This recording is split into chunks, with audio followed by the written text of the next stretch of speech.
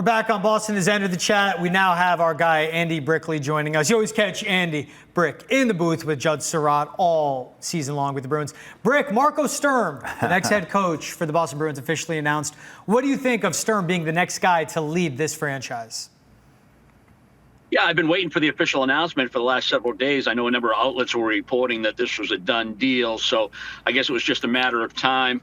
You know, I like the progression that he has gone through to be where he is today, meaning, you know, he ran the German national program, and when you have success on the international stage, when you're really an underdog that Germany was going into the Olympics and in the international stage, best on best, to have that kind of success, I think speaks to his ability, not only X's and O's, but getting the buy-in from the players, and it's relatively a short tournament.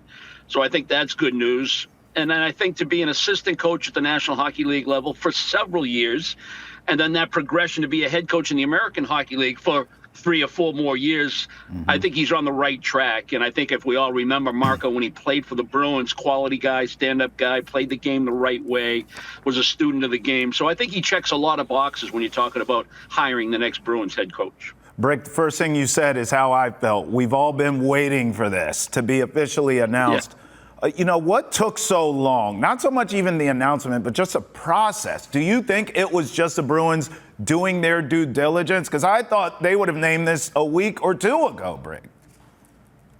Yeah, I think that's what it was. I have to believe that that's what it was, that it was their due diligence and the process that they wanted to go through, and they wanted to make sure that they gave everybody that was a potential candidate, you know, a fair shake at this thing.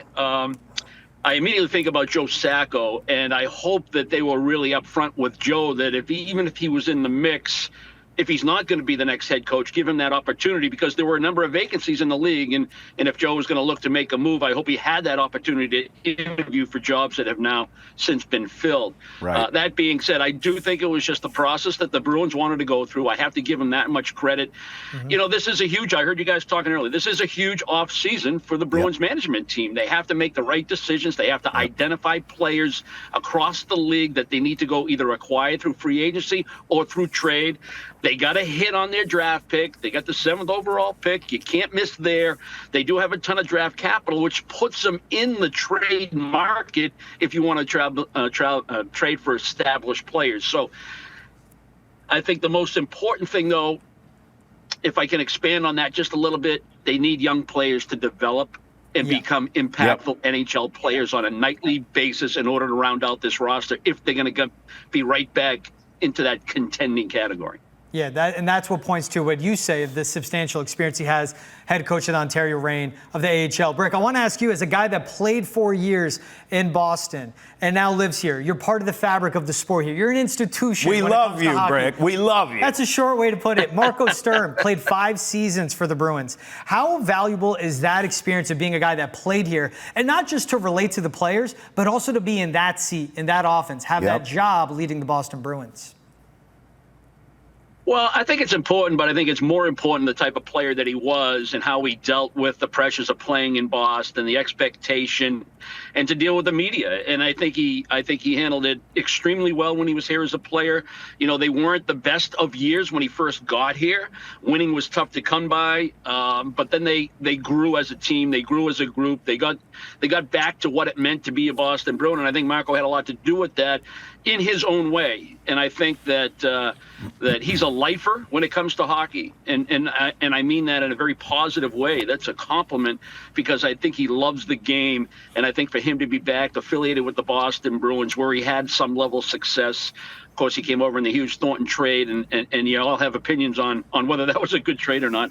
But he was one of the assets that they got. I thought that was a valuable return, and I think his experience in Boston will certainly help him as he prepares to be the next head coach.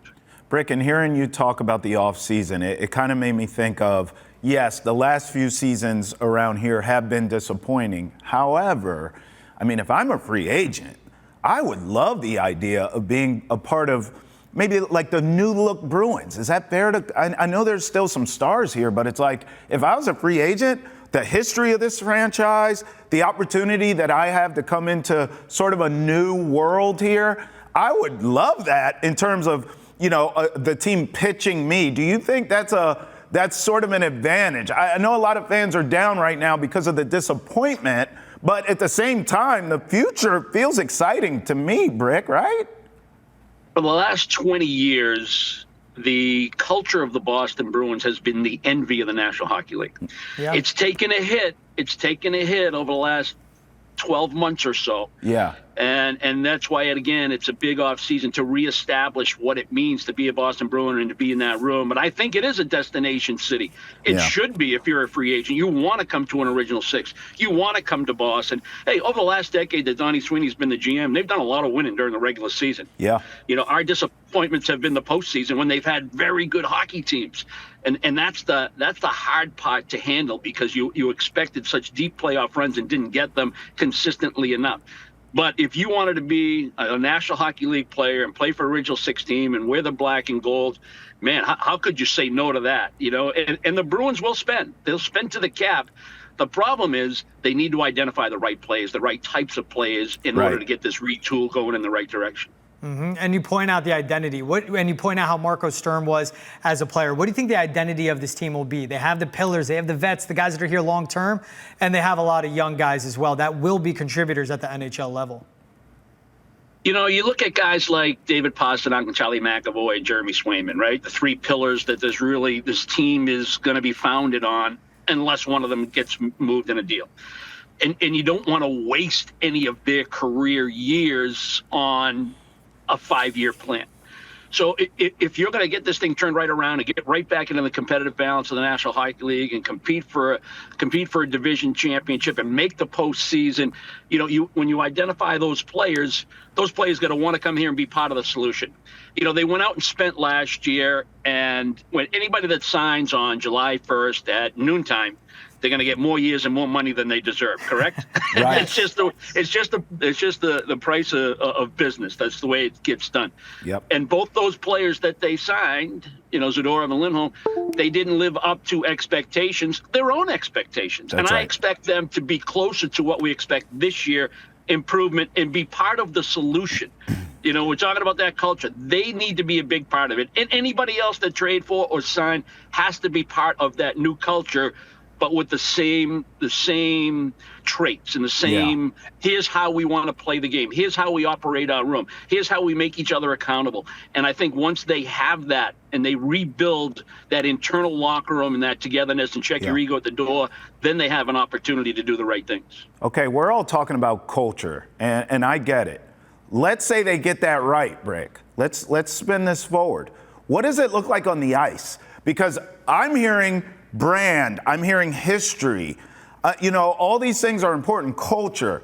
But I also need that sort of that old school brand, that Bruins brand, but also how hockey is played nowadays.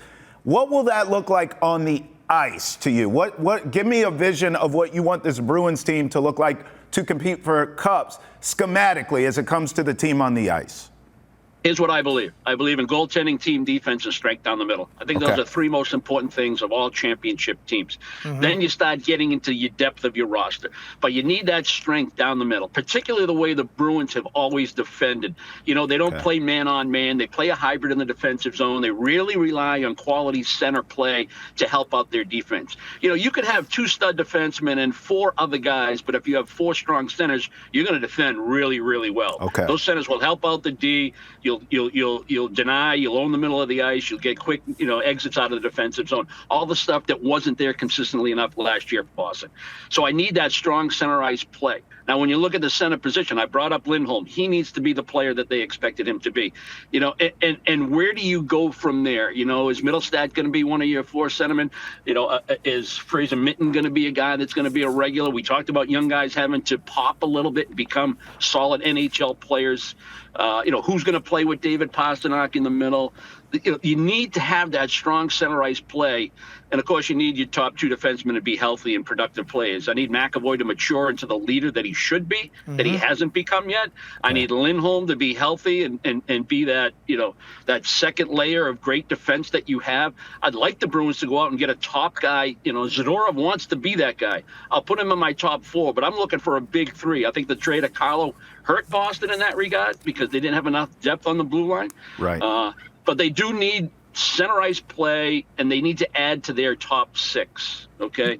And I don't like using that word phrase bottom six. You know, like Yeah. you think about 2019, right? And you had Charlie Coyle. He was your third line center. Is he a bottom six player? No. Because he's a primary penalty killer. He's on your second power play. Don't call it a bottom six forward when he's one of your most important players. So I don't like to use that term, but they need to get more talent in their top six if this is going to be a team that we want the Bruins to be.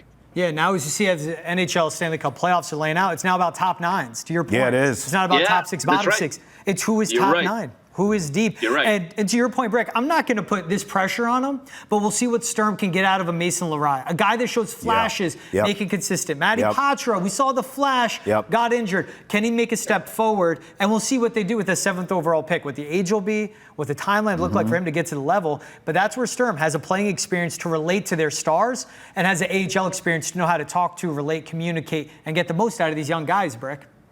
Yeah, and the thing that ties into that, to your point, and you're spot on, you need the culture. Those young players need the culture to learn from and to feed off. If you don't have that, young players are going to drift. They're going to do it their way. They're going to take shortcuts, and you can't allow that to happen. So that's why the culture has to be in place for these young kids to come in and be impactful guys. Brick, as we're waiting and waiting and waiting to see who this next coach was going to be, Georgia and I kept talking about, well, the damn draft feels like it's 5 minutes away. I know it's a few weeks away. Now that we know, do you think this changes the way they're going to draft? Like, what's your gut on what they're going to take at number 7 overall, Brick? Oh, did he freeze? He's still a handsome man, even when he's frozen. Even that. Look at that. Your question was so good. Yeah. Your question was so good. Mind-boggling. Shout out to Andy Brickley for coming on. That was a great question, too. You got to give me that. Fantastic question. Ask it back to me. Ask it back to me. So, do you believe now that the Bruins have a head coach in place? What do you think the draft strategy is? I mean, for them, it's still to get better down the middle. Okay. And I'm not trying to, like, we're doing. I think Brick was going to say that because he talked about that. Well, you look at the number 1 overall prospect is a can't-miss defenseman, Schaefer. And yes, there's a James Hagens out there that the Bruins would love to get. And I'm not saying just because he wears a BC sweater. Sure. But there's a lot of center depth in this draft. There is. Guys that are good 200-foot centers, maybe a little smaller, but good offensive and quick. Yeah. Have high IQ. There are guys that you see the framework that can contribute at the NHL level. And I think that's what's most important for the Bruins. At the 7th overall pick, you wanted to see top 5, bare minimum. They got a bad pull by falling to 7 in that lottery, which you needed an MIT degree to break down. Facts. But at 7, they can still get an impact center. And again, that adds to top 9. Need a good top 9, need to be good down the middle. Brick's list. I asked him point blank, how do you get back to winning cups? How would you like to see the Bruins sort of retool this? He said, in order, goaltending, defense, strength down the middle.